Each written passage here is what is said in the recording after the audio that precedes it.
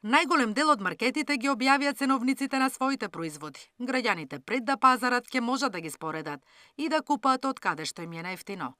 Согласно правилникот, сите трговци со над 10 вработени и промет поголем од 50.000 евра годишно мора секојдневно да ги објавуваат цените на веб страниците. Ажурирањето ќе се врши секој ден до 10 часот.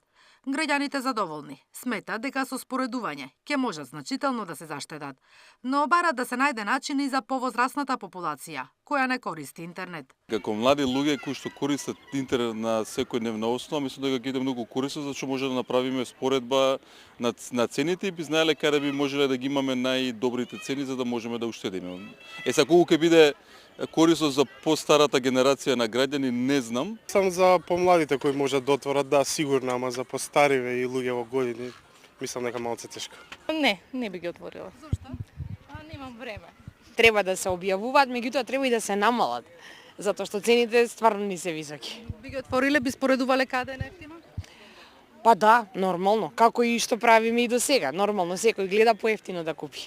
Пошто цените се различни во различни маркети, мислам. Па нормално, да. Од Стопанската комора на трговци на големо и мало побараа дополнителен рок за изработка на веб страниците. Министерот за економија вели дека имале доволно време да го сторат тоа.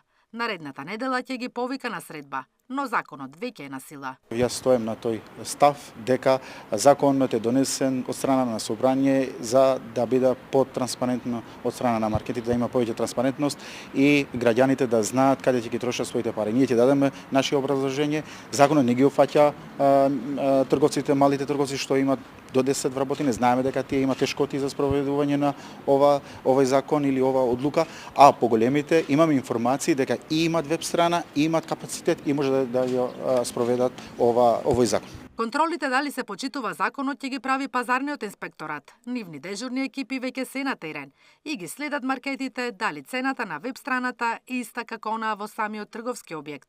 План за мониторинг на мерката веќе е направен, а детален извештај дали се почитува и колку ќе соопштат во вторник, велат од пазарна. Поголем инспектор од граѓанинот нема.